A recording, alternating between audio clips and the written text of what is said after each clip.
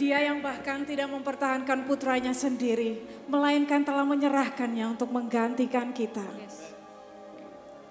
Bagaimanakah mungkin dia tidak akan menganugerahkan segala sesuatu kepada kita bersama dengan dia?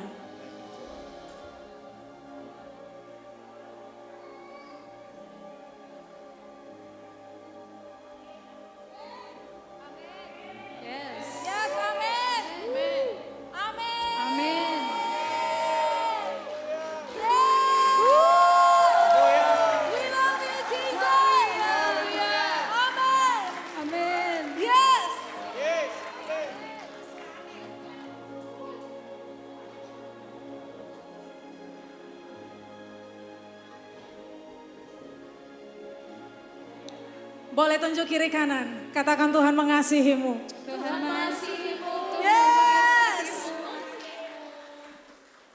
Malam hari ini Tuhan, semua tentang Engkau. Kami berkumpul di tempat ini.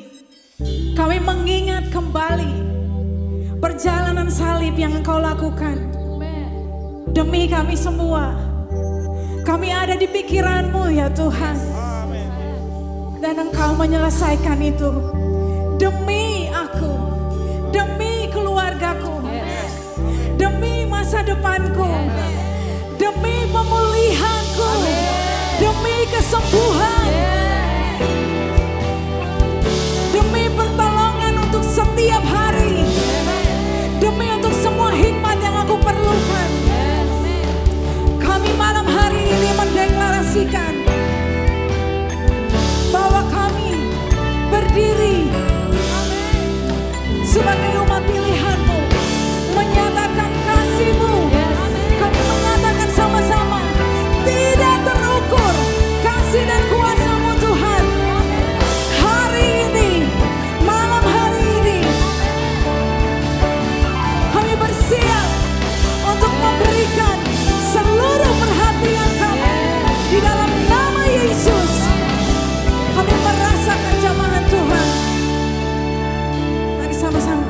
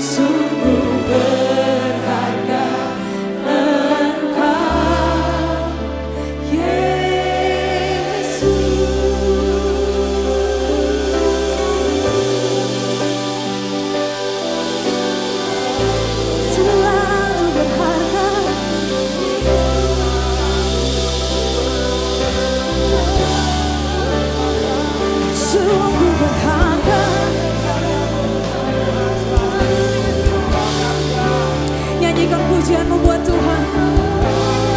Lalu berharga.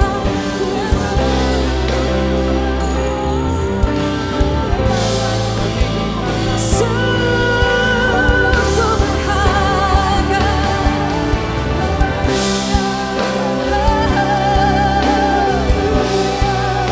Thank you Jesus. Thank you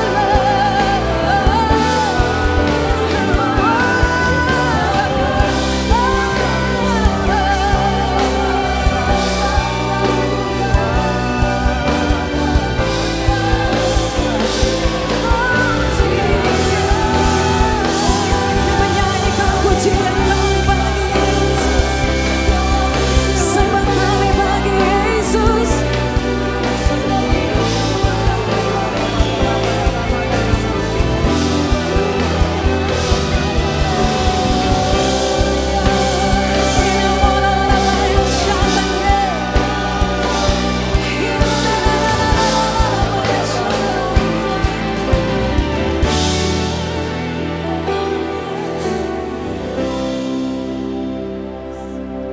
Saya mau bawa Bapak Ibu semua malam hari ini. Saat engkau menutup mata, kau bayangkan kau berdiri di sana saat Yesus melakukan perjalanan salib.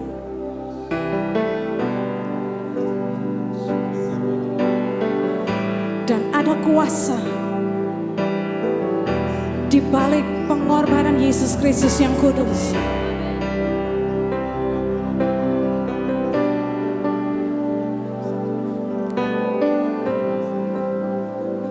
Dan kuasa itu ada di dalam diri kita saat ini.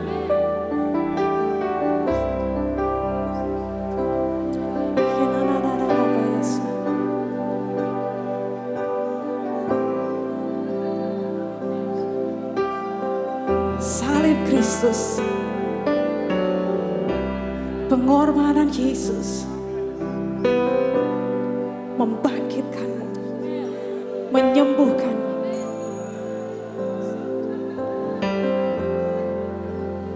Yes God, yes God.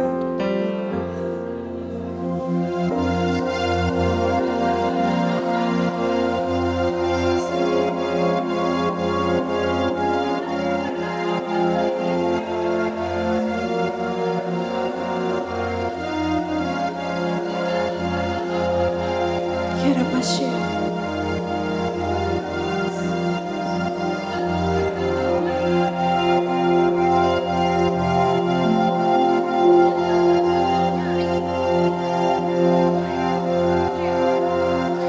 Above all power, above all king, above all nature and all created things,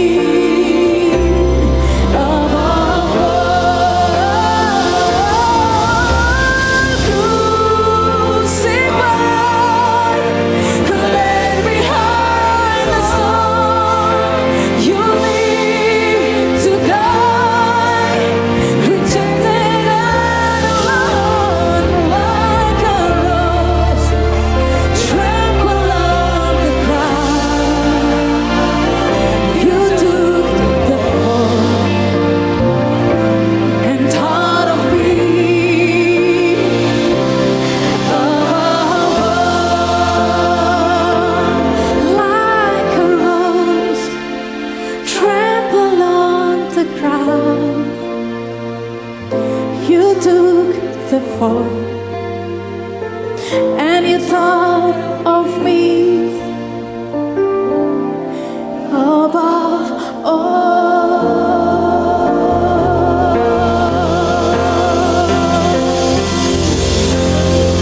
Haleluya. Kami meyakini itu Tuhan, bahwa Engkau sanggup melakukan perkara yang besar.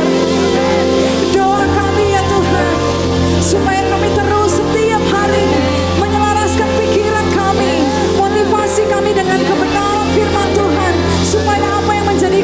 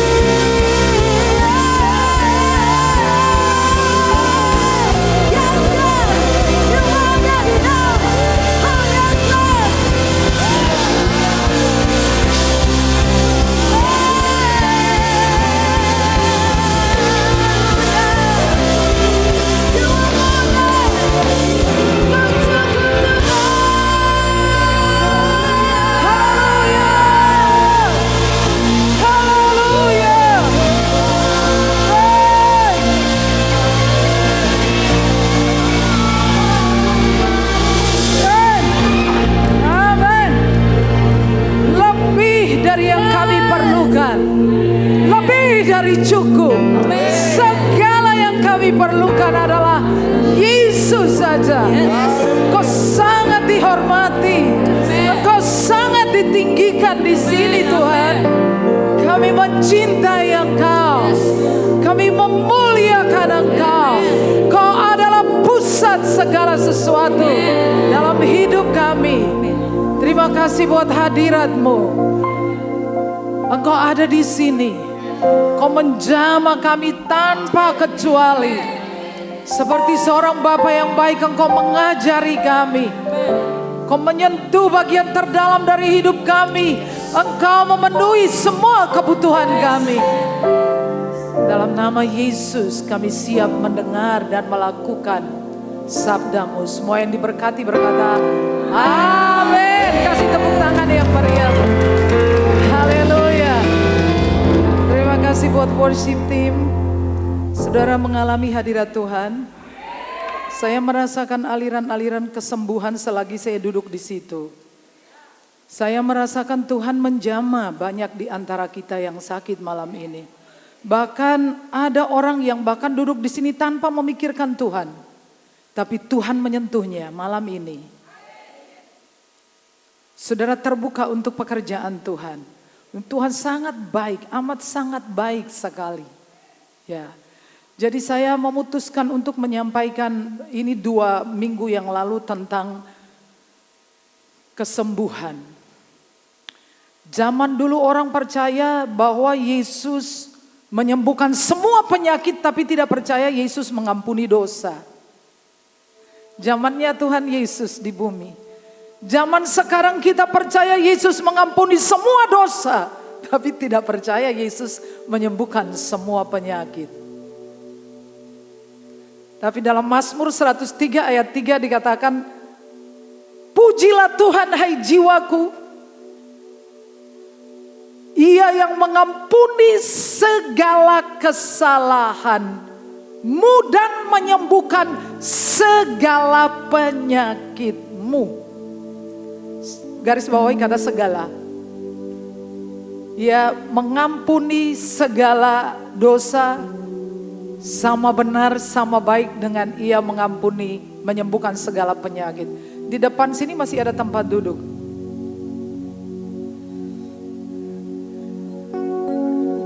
Dan sebelum saya berkhotbah, Tuhan telah menjamah banyak orang dengan kesembuhan. Ya betul, saya yakin. Saya merasakannya, saya merasakan aliran kesembuhan. Kita baca ayat ini sama-sama 3. Sesungguhnya penyakit kitalah yang ditanggungnya dan kesengsaraan kita yang dipikulnya. Padahal kita mengira Dia kena tulah, dipukul dan ditindas Allah. Dia tertikam karena pemberontakan kita, Dia diremukkan karena kejahatan kita. Ganjaran yang mendatangkan keselamatan bagi kita ditimpakan kepadanya, dan oleh bilur-bilurnya kita menjadi sembuh. Katakan amin. Sudah selesai, sudah dibayar lunas. Kalau saudara membeli barang di pabrik, di distributor, lalu orang lupa mengirimnya, apa yang saudara lakukan? Saudara telepon, betul? Saudara tanya sudah dibayar, kenapa nggak dikirim? Kalau misalnya belum dikirim juga, saudara lakukan apa? Telepon lagi. Kalau tidak dikirim juga, saudara lakukan apa? Marah. Kalau sudah marah belum juga, saudara ngamuk. Kenapa? Sudah tak bayar. Yesus sudah membayar lunas, tidak kredit, tidak nyicil. Amin. Dan itulah yang terjadi, Yesus sudah membayar. Saudara-saudara, Jumat Agung itu adalah suatu momen yang amat sangat penting sekali. Kalau kita melihat dari sisi kronos, waktu kronos, urutan waktu, Senin, Selasa, Rabu, hitungan seperti itu. Itu memang Jumat sama dengan Jumat yang lain. Tapi kalau kita menilainya dari sisi kairos, yaitu waktunya Allah, maka Jumat Agung itu adalah momennya Allah momen yang sangat berharga, momen yang sangat mahal, momen yang luar biasa. Tidak ada amin. Itu kalau lihat dari Kairos momen, waktunya Allah itu sangat penting. Sebabnya saya beritahu saudara, saya dorong saudara untuk mengambil puasa sedikitnya 3 hari menjelang hari raya Jumat Agung. Supaya saudara ada waktu untuk merenungkan secara mendalam, saudara ada waktu untuk merefleksi dan belajar untuk menghargai secara mendalam, menghormati dan mengasihi Juru Selamat kita. Karena apa yang Yesus perbuat itu mengubah Jumat yang buruk menjadi Good Friday. Jadi sebetulnya sorrowful Friday, tapi sorrowful Friday berubah menjadi Good Friday.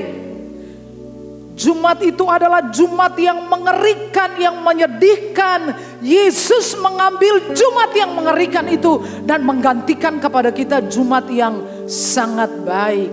Jadi kita merayakannya sebagai Good Friday. Jadi saya akan menunjukkan 24 jam terakhir yang dijalani oleh Tuhan Yesus Kristus. Dimulai dari Matius pasal 26 ayat 30. Saudara dapat membaca di sana bahwa Yesus dan murid itu di perjamuan terakhir.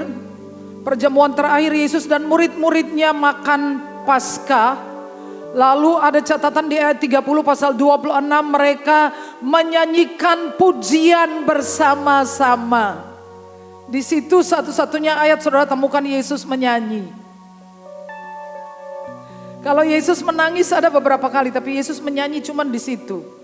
Mereka semua menyanyi, lalu mereka pergi ke Bukit Zaitun dan masuk ke Getsemani, dan Yesus sendiri yang berdoa. Memang sudah dari sono ternyata. Kalau yang nyanyi banyak, yang doa biasanya sedikit. Ya. Nah, Yesus mengajak 3 murid yang lain, Yohanes, Yakobus, dan Petrus untuk bergabung berjaga-jaga tapi juga tidur. Ya memang berat sekali saudara. Dan saudara di dalam ayat 24 Yesus berkata tentang pengkhianatan Yudas. Yesus katakan memang anak manusia akan diserahkan. Tetapi celakalah orang yang menyebabkan anak manusia itu diserahkan. Adalah jauh lebih baik jikalau orang itu tidak pernah lahir. Jadi saya melihat di sini bahwa pengkhianatan Yudas itu memberikan pengaruh yang sangat signifikan kepada Yesus. Sampai Yesus memberikan komentar, celakalah orang yang menyebabkan anak manusia, lebih baik dia nggak pernah lahir. Jadi kita belajar di sini saudara-saudara bahwa pengkhianatan itu, jikalau pengkhianatan Yudas itu sangat signifikan bagi Yesus, maka kita belajar untuk tidak mengkhianati satu dengan yang lain. Amin. Karena pengkhianatan itu perih. Jangan mengkhianati istrimu, jangan mengkhianati suamimu, jangan mengkhianati orang tuamu, jangan mengkhianati anak-anakmu, jangan mengkhianati teman. Karena pada waktu sampai di Taman Getsemani lalu Yudas maju dan Yudas mencium Yesus dan Yesus berkata, untuk itulah engkau datang teman, teman makan teman. Yesus masih menyebutnya teman.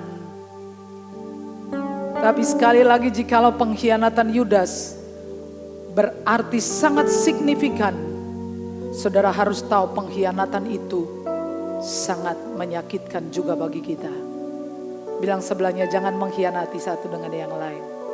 Ada berita yang sangat viral belakangan tentang seorang wanita muda umur 33 tahun, single mother, yang merawat anaknya Jaylin. Dan pada suatu hari ibu bernama Christel Candelario pergi meninggalkan bayi berumur 16 bulan. Jadi masih kecil, mungkin dia kan baru belajar berjalan. Ini benar-benar viral dan banyak sekali media di seluruh dunia menyoroti kasus ini. Jaylin ditinggal selama 10 hari, mamanya pergi berlibur dengan teman prianya. Dan sementara anaknya berjuang mempertahankan hidupnya sampai makan tinja. Karena dokter forensik itu memberikan laporan bahwa waktu bayi yang sudah mati itu ditemukan kuku-kukunya penuh tinja, bibirnya penuh tinja yang sudah mulai kering. Dan sang mama masih selfie dan posting foto-fotonya di liburan. Kejadiannya adalah tahun lalu di bulan Juni. Karena kamera tetangga menangkap gambar di tahun 2023 bulan Juni, tanggal 6 Juni. Waktu Crystal mengeluarkan kopernya dan bawa masuk di mobil. Dan dia kembali di tanggal 16 Juni. 1 hari sebelum dia kembali, anaknya meninggal dunia. Dan saudara melihat persidangan itu, bagaimana hakim sampai begitu geram akhirnya menjatuhi putusan hukuman penjara seumur hidup atas dakwaan pembunuhan berat dan penelantaran anak. Doa jaksa memutuskan hukuman seumur hidup tanpa ada kesempatan bebas bersyarat. Jadi orang ini tidak bisa bebas bersyarat karena hakim mengatakan bahwa sebagaimana engkau mengurung anak itu dalam penjara kecilnya, engkau juga harus ada di penjara dan tidak bisa keluar dari sana. Kelebihannya adalah kamu masih bisa makan, sedangkan anakmu tidak bisa makan. Jadi jangan berkhianat satu dengan yang lain. Lalu dari sana mereka pergi ke Getsemani. Dan saudara tahu catatannya 26 ayat 36 sampai 46 dari Injil Matius. Matius 26 ayat 36 sampai 46, Yesus berdoa di Getsemani. Dan Yesus berkata, hatiku sangat sedih seperti mau mati rasanya. Lukas mencatat bahwa Yesus menjadi takut sampai ia bergumul di dalam doa. Dia semakin takut dan semakin sungguh berdoa. Semakin takut, semakin gentar. Ia semakin tenggelam di dalam doa. Dan seorang malaikat Tuhan menampakkan diri dan menguatkan Yesus. Jadi saudara, kalau saudara mempunyai pergumulan, saudara takut dan gentar, semakin takut semakin gentar, saudara harus semakin tenggelam di dalam doa. Sekarang saya tahu rahasianya kenapa kalau saudara sudah berdoa, saudara menjadi kuat. Karena saudara tidak tahu seorang malaikat mungkin sudah datang dan menguatkan saudara pada waktu saudara tenggelam di dalam doa. Nah, itu yang Yesus juga alami di Taman Getsemani. Dan Yudas mengkhianatinya. Mereka membawanya ke Mahkamah Sanhedrin. Lalu mereka mulai mendakwa, saksi-saksi palsu dimunculkan untuk mendakwa Yesus. Dan imam besar bertanya, apakah engkau Mesias, anak Allah yang hidup? Dan Yesus berkata, engkau yang mengatakannya. Dengan kata lain, Yesus mengatakan ya memang benar. Dan kalau ada banyak orang mengatakan di mana di Alkitab yang mengatakan Yesus berkata dia adalah Tuhan, salah satunya adalah itu. Juga di Yohanes 13 ayat 13, kamu berkata aku Guru dan Tuhan, dan perkataanmu benar, aku Guru dan Tuhan. Ya, kalau ada yang tanya di mana di Alkitab, Yesus berkata bahwa dia adalah Tuhan, dia adalah Allah. Di situ Yesus juga berkata, dia adalah Tuhan dan dia adalah Allah. Di situ Yesus juga ditampar, dipukuli, dan hari telah siang waktu mereka membawa Yesus ke hadapan Pilatus. Dan Pilatus menanya Yesus, dan Yesus tidak terbukti bersalah dalam hal apapun, tidak ada kesalahan apa-apa. Lalu Pilatus menyadari bahwa Yesus berasal dari wilayah kekuasaan Herodes. Yesus dikirim kepada Herodes, di sana Herodes memeriksa Yesus dan juga tidak ada salah. Dan di sana juga Yesus kemudian diolok-olok, ya, jadi prajurit-prajurit itu bermain raja-rajaan. Jadi jubahnya Yesus dilepaskan. Saudara tidak pernah mengalami seperti itu? Ketika di depan umum saudara ditelanjangi pernah? Saya pernah menangani kasus seperti itu, orang yang anak yang dibully, yang di depan orang lain celananya ditarik, dipelorot ke. Dan saudara tahu itu pembulian itu ngeri sekali. Jadi jubah Yesus dilepaskan lalu diganti dengan jubah yang ungu. Itu saudara main raja-rajaan. Lalu dikasih sebatang bambu. Kemudian mereka bilang salam raja. Lalu bambunya diambil. Lalu ditaruh mahkota duri. Itu bukan duri yang kayak duri apa di sini. Tapi duri yang panjang-panjangnya segini. Tajam-tajam dan berat. Dan waktu itu melingkar di kepala Yesus, mereka memakai bambu atau bulu dan memukul sehingga duri-duri itu menancap di kepalanya dan darah bercucuran. Lalu mereka menggantikan jubah ungu, memakaikan bajunya, lalu kemudian kembali ke Pilatus. Pilatus menawarkan kepada halayak ramai, siapa yang akan dibebaskan, Barabas ataukah Yesus? Dan mereka semua berteriak, bebaskan Barabas. Jadi apa yang harus aku lakukan dengan Mesias, Raja orang Yahudi? Mereka serempak berteriak, salibkan dia, salibkan dia. Biarlah darahnya tertanggung atas kami dan anak-anak kami. Ngeri sekali. Nah, saudara tahu bahwa sejarah Alkitab mencatat bahwa akan ada momen satu waktu di mana 3,5 tahun, 3 tahun dan 6 bulan orang-orang Yahudi akan mengalami masa kesusahan besar. Sampai Alkitab harus digenapi ketika Yesus muncul di Bukit Zaitun dan mereka yang sudah menikamnya meratapi dia. Mereka baru tahu bahwa ini adalah Mesias. Dan Yesus dari sana memikul patibulum, yaitu salibnya sendiri yang beratnya 50 kilogram. Itu 2 kali dari beras, karungan beras yang kita tahu 25 kilo. Dan jangan lupa Yesus tidak makan dari kemarin, tidak minum dan tidak tidur. Sebab itu beberapa kali Yesus terjatuh selama perjalanan itu. Lalu ia disalibkan dan kita bertanya kenapa? Jawabnya adalah semua nubuatan Alkitab tentang juru selamat sudah digenapi. Lengkap. Saya tunjukkan kepada saudara dan saudara dapat memilih siapa juru selamat saudara. Dalam Yesaya pasal 7 ayat 14. Yesaya itu bernubuat 700 tahun sebelum Yesus lahir. Dan Yesaya berkata seorang perawan akan mengandung dan melahirkan seorang anak laki-laki. Dan mereka akan menamai dia Immanuel. Siapakah orang yang menggenapi nubuatan ini? Adakah seseorang yang lain yang pernah lahir dari seorang perempuan yang virgin, yang perawan, yang namanya disebut Immanuel selain Yesus? Ada? Ada? Adakah? Ada? Tidak ada. Tidak ada satu orang pun pernah lahir dari seorang yang perawan. Sebab tidak mungkin. Hanya Yesus.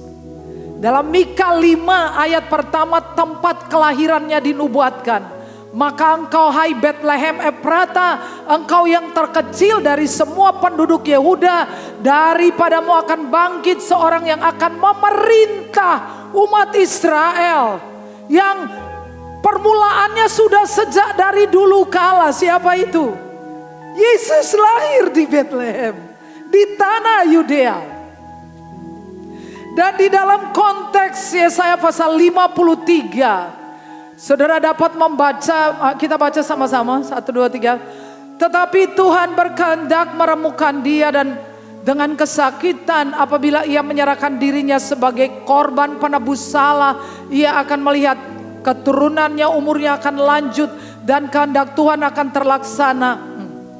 Tapi saudara bisa melihat dalam ayat 5 dan ayat 9 dari kitab Yesaya. Saudara tahu bahwa semua tentang Yesus digenapi. Bahwa ia mati di tengah-tengah para penjahat. Benar apa enggak? Ia dikuburkan di antara kuburan orang berdosa. Ia mati di antara para penjahat. Yesus memenuhi syarat yang ditetapkan oleh nabi-nabi perjanjian lama tentang Mesias. Yesus Juru Selamat. Saudara tidak salah memilih Yesus. Sekali Yesus tetap Yesus. Gak ada Juru Selamat yang lain selain Yesus. Yesus memenuhi nubuatan itu sempurna 100%. Dan misi Allah terlaksana secara sempurna. Tetap di Yesaya 53, tetapi Tuhan berkehendak meremukkan dia dengan kesakitan apabila ia menyerahkan dirinya sebagai korban penebus salah. Ia akan melihat keturunannya, umurnya akan lanjut dan kehendak Tuhan akan terlaksana olehnya. Saudara kembali ke Matius 26 ayat 36 sampai 46. Waktu Yesus berdoa ada 3 kali Yesus berdoa, Bapa jikalau mungkin biarlah ini lewat. Ini enggak saja, ini terlalu sakit, ini membuat aku tidak tahan. 3 kali. Tapi di akhir doanya Yesus selalu berkata, bukan apa yang aku kehendaki, tapi kehendakmu terjadi. Amin. Saya berdoa supaya kita menjadikan kehendak Tuhan sebagai tujuan hidup kita. Agar kita mengejar kehendak Tuhan dalam hidup kita. Siapa percaya bahwa kehendak Tuhan, rencana Tuhan lebih besar?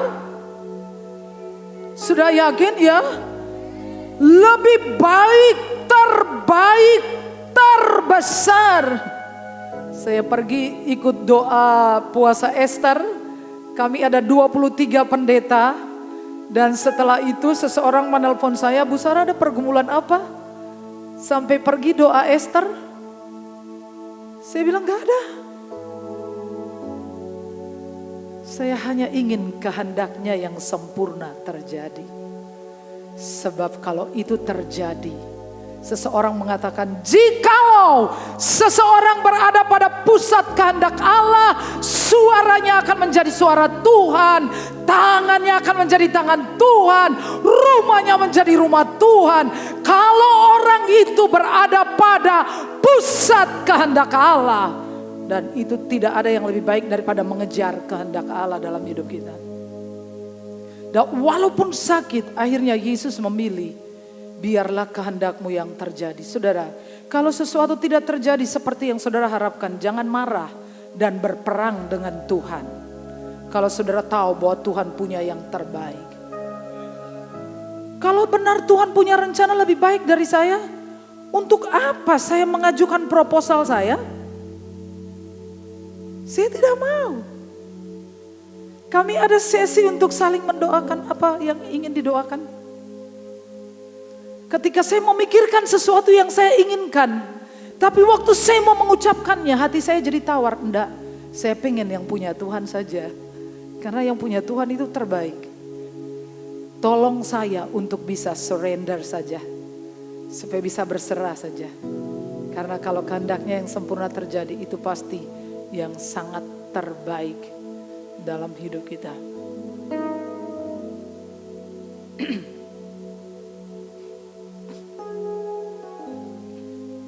Mengapa semua itu terjadi?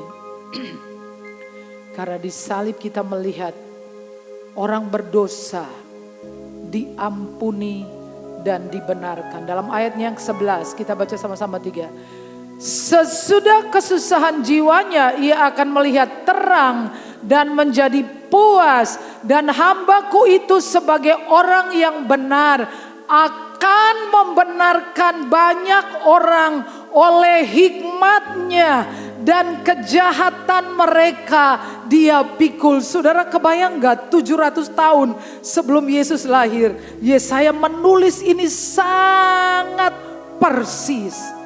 Tidak ada orang berdosa bisa membenarkan orang berdosa. Orang-orang Yahudi dalam tata cara ibadah mereka mempersembahkan korban. Korban itu harus sempurna. Tidak boleh yang kakinya pincang. Tidak boleh yang kukunya sobek. Tidak boleh yang matanya picak. Gak boleh. Korban itu harus sempurna. Dan walaupun korban itu sempurna, tetapi harus selalu dikorbankan. Satu salah, satu sapi. Satu salah, satu kambing. Satu dosa, satu lembu. Kapan kayanya? Gak ada selesainya. Dan Yesus menjadi korban yang sempurna. Sekali dan selamanya. Ia yang benar membenarkan orang yang salah. Orang salah benerin orang salah gimana? Oh kamu juga salah.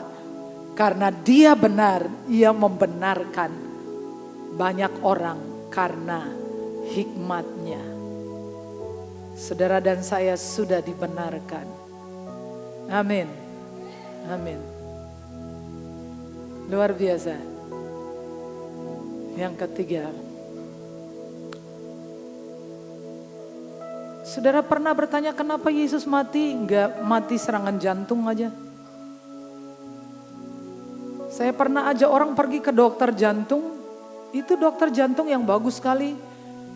Di Sarjito. Juga di Pantirapi. Dan orang itu sedang berbicara tentang bagaimana kalau misalkan terjadi serangan jantung. Dan dokter jantung ini sudah profesor dokternya. Dia bilangin, saya malah berharap mati karena serangan jantung. Karena kalau mati karena serangan jantung itu tidak berasa. Lagi kerja, lagi tidur tiba-tiba besoknya udah ketemu Tuhan Yesus. Saya juga berdoa kalau mau mati saya pengen tidur aja terus besok begitu melek. Pertama yang saya lihat adalah Yesus. Boleh diminta gak apa-apa? Minta gak apa-apa, boleh tau? Boleh, minta aja. Saya minta Tuhan jangan saya mati kecelakaan, jempol saya ada di pojokan jalan. Jari ada di tugu ya kan dah, maunya utuh. Tidur merem tangi. Kenapa Yesus mati gak ditembak saja? Terus mati. Kenapa harus berdarah-darah?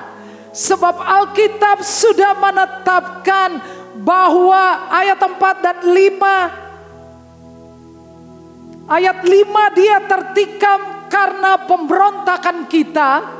Ia diremukkan karena kejahatan kita. Ganjaran yang mendatangkan keselamatan bagi kita ditimpakan kepadanya. Dan oleh bilur-bilurnya kita menjadi sembuh. Darah Yesus itu obat saudara. Saudara jangan lupa darah Yesus itu obat. Saya sudah 3 kali dioperasi. Dan semua operasi itu harus dibawa ke patologi. Dan sebelum seorang yang bertugas di lab itu memeriksanya, saya sudah selesaikan di belakang. Saya sudah tengking, saya bilangin, kau tidak akan menemukan apapun. Lalu saya pergi ke dokter, tidak ada apapun. Mereka tidak menemukan apapun. Sebab darah Yesus jauh lebih kuat dari keputusan dokter.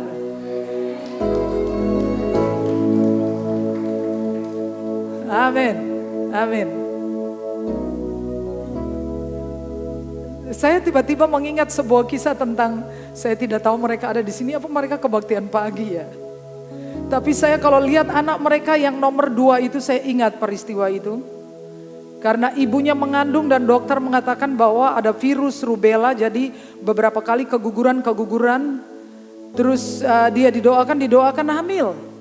Tapi pergi ke dokter dan dokter mengatakan itu harus dibuang. Janin itu harus dibuang. Lalu dokter memberikan sejumlah obat dan dia sudah minum obat itu mungkin hampir sekitar seminggu ya. 5 hari atau seminggu. Tapi belum keluar, jadi mereka telepon saya. Saya bilang, kita sudah berdoa. Tuhan sudah kasih janin itu dan kalian membuangnya. Karena dokter mengatakan gak akan berkembang karena ada virus. Lalu mereka pergi ke rumah sore-sore. Kami berdoa untuk kehamilannya. Dan obat ditinggalkan, kehamilan dilanjutkan bersama virus. Dan sudah minum obat lebih dari 5 hari. Dan ibu ini take care atas kehamilannya. Lalu datanglah harinya dia akan dilahirkan. Saya ditelepon sama Kosani.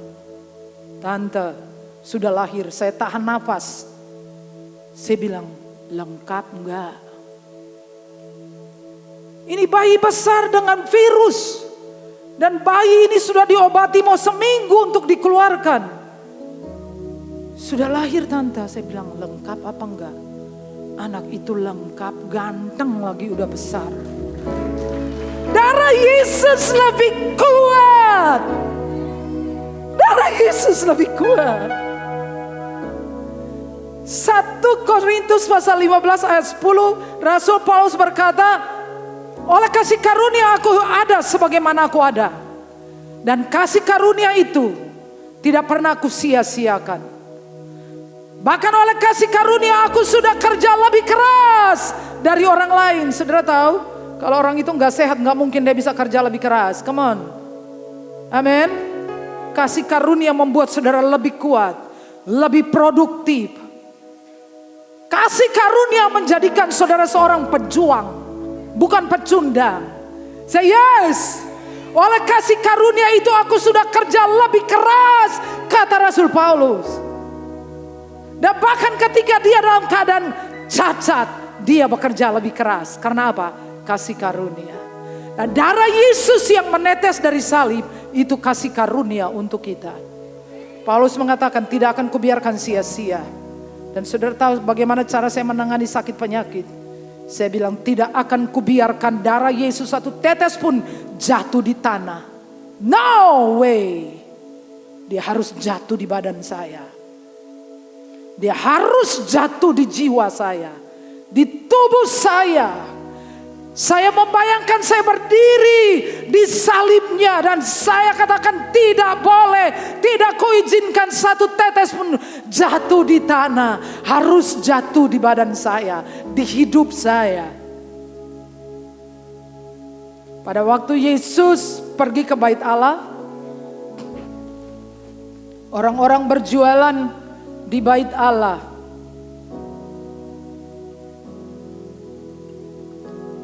Jadi Yesus menghalau mereka, membalikkan meja-meja penukar uang. Yesus mengusir mereka dan Yesus mengatakan apa? Rumahku ada tertulis, rumahku akan disebut rumah doa. Tapi kamu menjadikannya sarang penyamun. Waktunya untuk saudara berdiri dan berkata kepada penyamun, pencuri, perampok, penjara. Keluar dari bait Allah. Say yes. Saudara percaya tubuh saudara bait Allah? Kalau begitu saudara harus berdiri dan mengatakan kepadanya, hei penyamun, perampok, penjara, pencuri, keluar sekarang. Kamu harus pergi. Kita tidak ada perjanjian apa-apa. Kesehatan saya sudah dibayar. Bayarnya mahal sekali. Harga penebusan nyawa itu mahal. Mazmur 49, tidak ada yang orang bisa berikan untuk membayar nyawanya, terlalu mahal, tidak memadai. Mazmur 49, tidak memadai sama sekali. Yesus membayarnya untuk kita.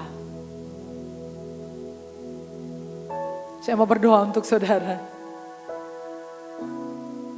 Untuk kesembuhan saudara. Saudara harus belajar menangani para pencuri, perampok, penjara, penyamun yang datang kepada saudara dengan rupa-rupa kelemahan.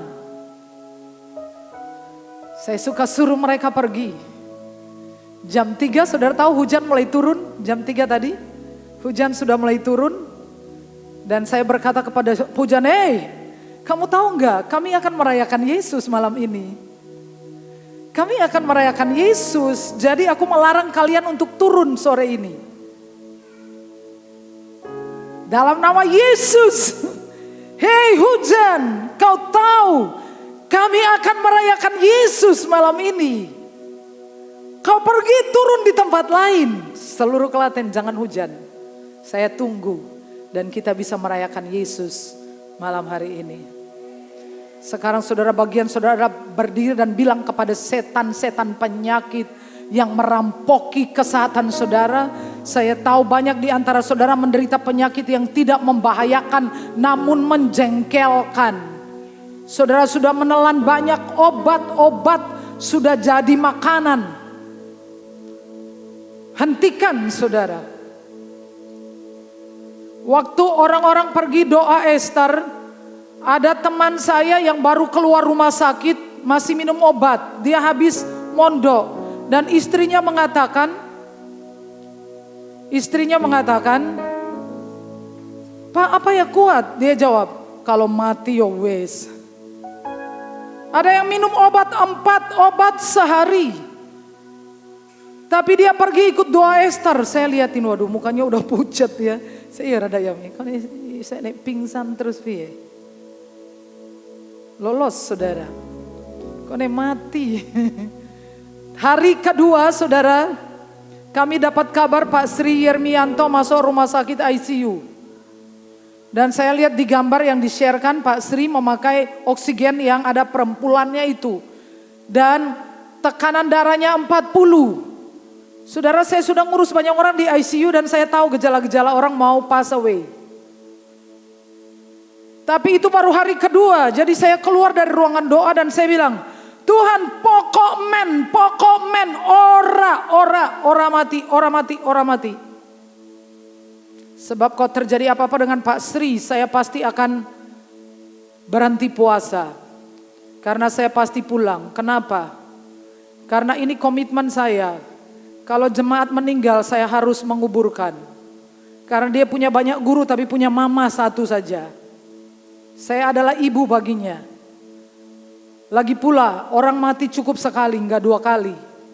Kalau dia mati hari ini saya enggak kuburin, nanti besok kedua saya kuburin masih mending. Tapi matinya cuma sekali.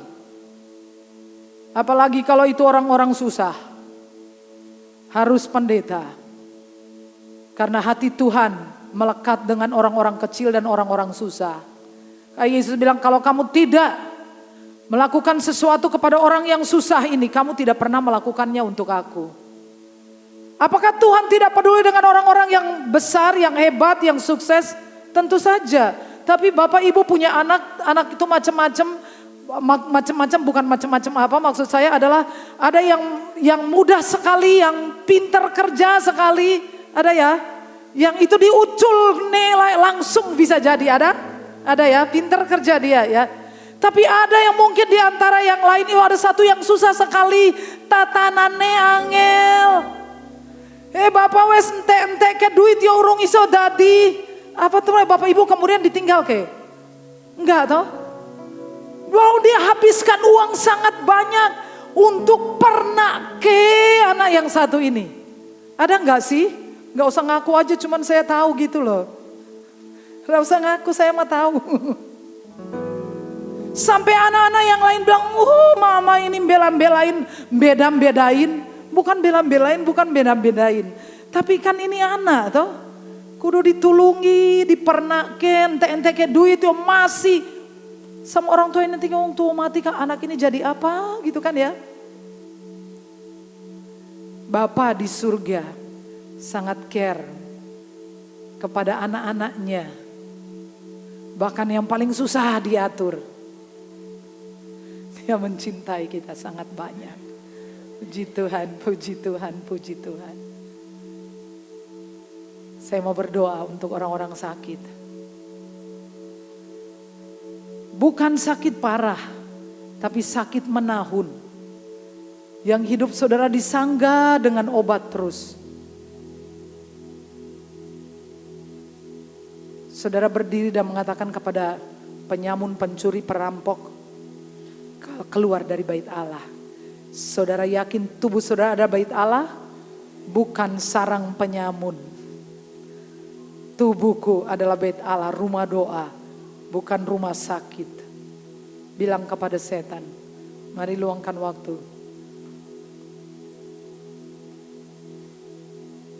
Haleluya. Dia jamah segenap hidupku dan beri damai di hatiku.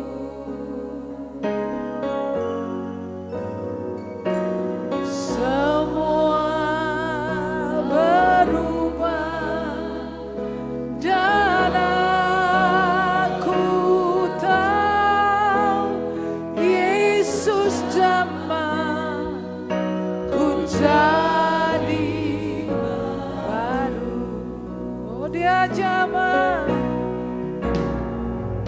dia jamah hidupku dan beri damai di hatiku.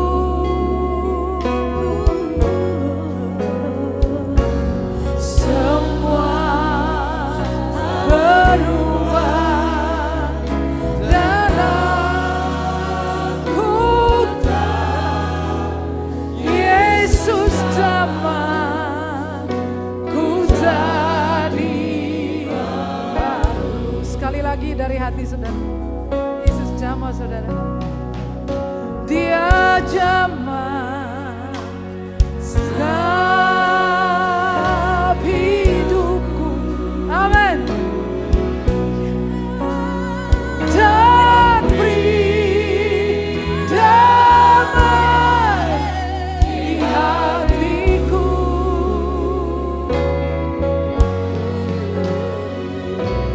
Semua berubah dan aku tahu Yesus jamah ku jadi. Oh Yesus jamah setiap orang di tempat ini. Yesus yang baik, dia jamah. Yesus jamah hidupku dan beri damai di hatiku. Semua berubah dan aku tahu Yesus jamah ku jadi baru. Siapa yang mengalami asma kumatan? Ada yang asma? Sakit asma? Tidak membahayakan nyawa saudara, tapi sering kambuh. Ada yang asma? Ada yang kejepit saraf? Ada? Ada. Ya. Sekarang yang sakit sering mengalami asma. Saudara maju di sini. Di sini sebelah sini. Mari kita punya sedikit waktu dengan cepat. Ini adalah momen kesembuhan. Yang kejepit saraf juga. Mari saya tunggu saudara. Di sebelah sini. Asma, kejepit saraf. Dia jamah hidupku dan beri damai di Lukas bisa berdiri. Semua berubah dan aku Yesus jamah ku jadi sakit kambuhan. Dia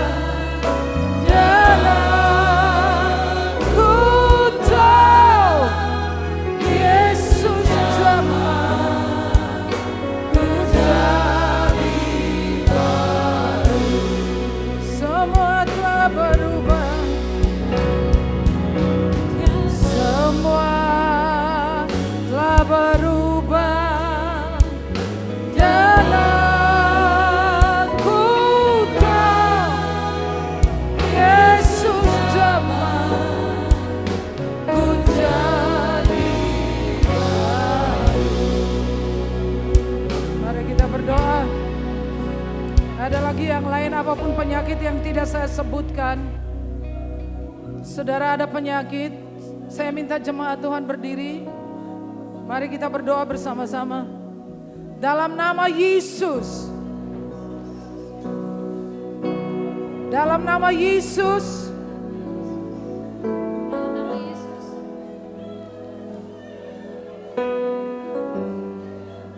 Aku memerintahkan semua penyakit asma, penyakit kambuhan, dalam nama Yesus keluar dari bait Allah. Pencuri, perampok, penjara, penyamun, keluar, keluar, keluar dari bait Allah. Dalam nama Yesus, dalam nama Yesus. Semua sakit dan kelemahan, kejepit saraf, aku perintahkan semua saraf yang terjepit demi nama Yesus kembali ke posisi yang benar.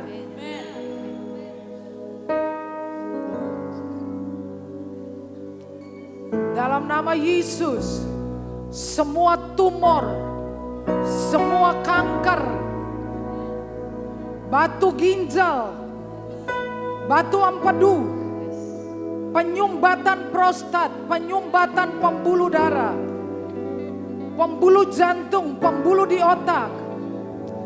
Dalam nama Yesus, sembuhlah. Kami hancurkan batu ginjal, batu empedu, penyumbatan prostat. Dalam nama Yesus.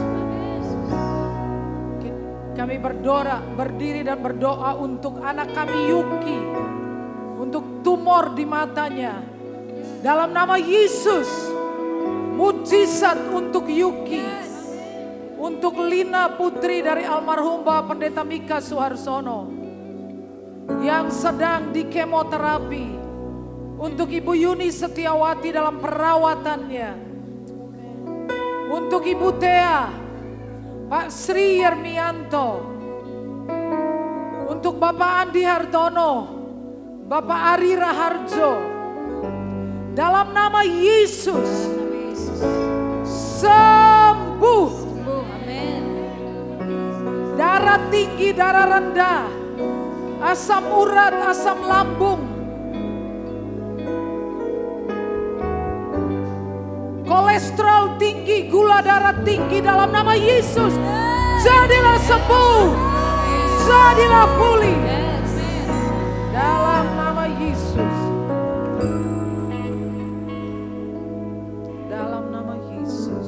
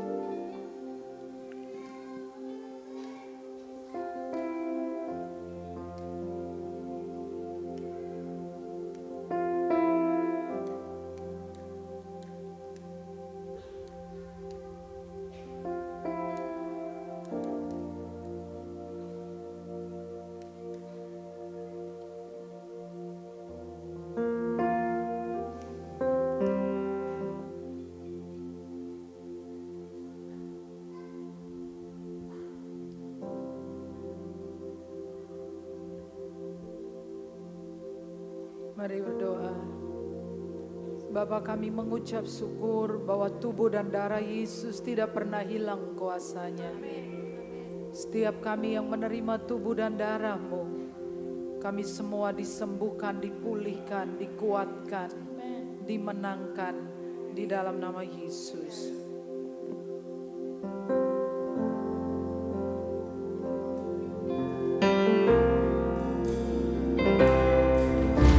Yesus Tuhan, mulialah namanya. Yesus Allahku, besar kasih-Nya. Dahulu, sekarang, dan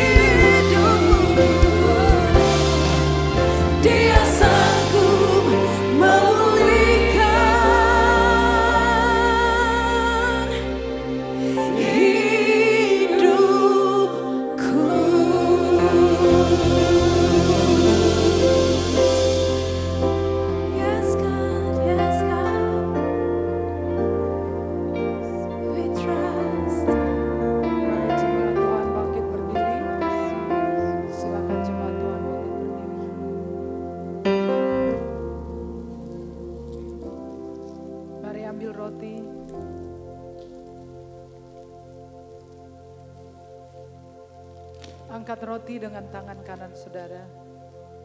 Sebab apa yang telah aku teruskan kepadamu telah aku terima dari Tuhan, yaitu bahwa Tuhan Yesus pada malam waktu ia diserahkan mengambil roti, dan sesudah itu ia mengucap syukur atasnya, ia memecah-mecahkannya dan berkata, inilah tubuhku yang diserahkan bagi kamu, perbuatlah ini menjadi peringatan akan aku.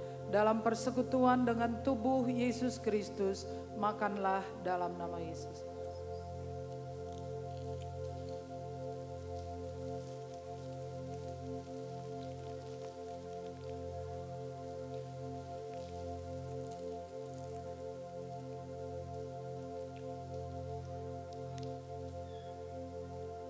Angkat cawan dengan tangan kanan saudara.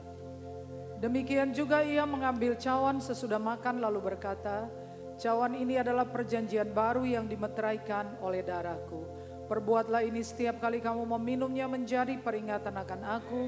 Sebab setiap kali kamu makan roti ini dan minum cawan ini, kamu memberitakan kematian Yesus sampai ia datang.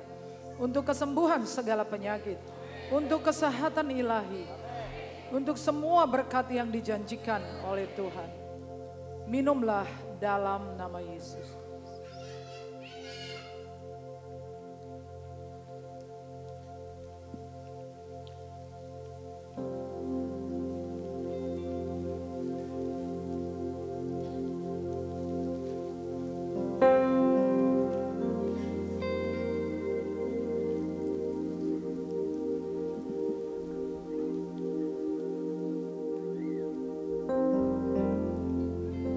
Darahmu Yesus sucikan aku. Darahmu Yesus bebaskan. Darahmu Yesus ubahkan aku.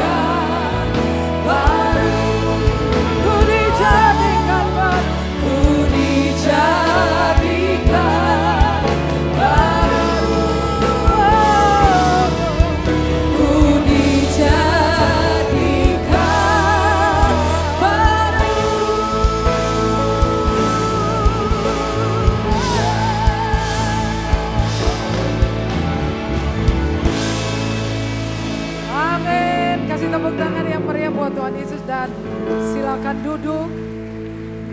Kita akan memberikan persembahan kita. Ini tradisi kita jemaat Tuhan untuk setiap Jumat Agung kita memberikan investasi untuk pekerjaan misi. Saudara tahu bahwa kita mempunyai 5 cabang dan 5 cabang itu baik kontrakan tempat ibadah maupun juga untuk pelayan Injil yang melayani. Mari kita berdoa. Bapa, semua yang kami beri berasal dari Tuhan. Engkau yang memberikan benih bagi penabur. Engkau yang menyediakan roti bagi yang mau makan. Dan selama Engkau ada di takhtamu, kami tidak kekurangan satu apapun yang baik. Dengan sukacita kami memberikan persembahan-persembahan kami. Amin.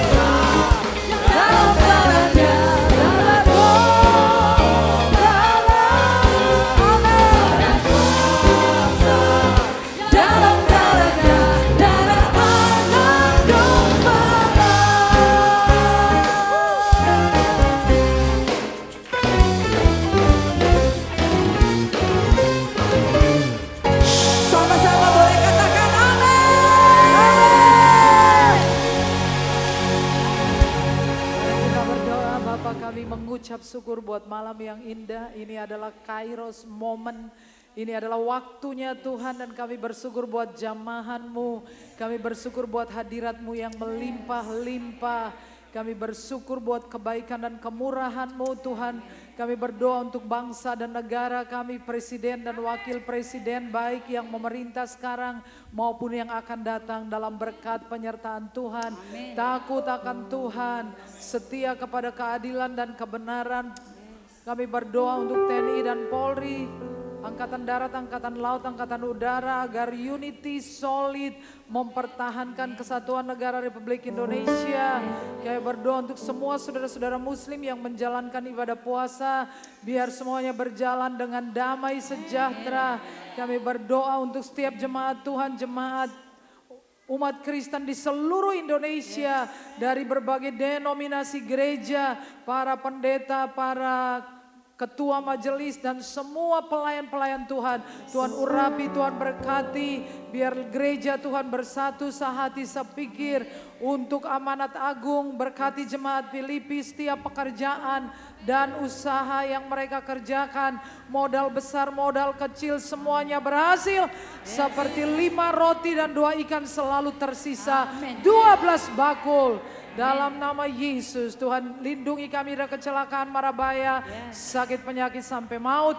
Kami semua sehat, panjang umur sehat. Anak-anak kami yang membutuhkan pekerjaan, segera mendapatkan pekerjaan dalam waktu dekat ini. Ya Tuhan, terima kasih.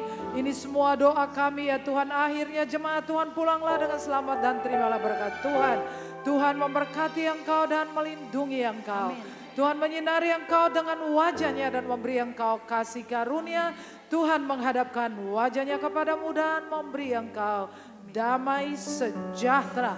Semua yang diberkati berkata, amin.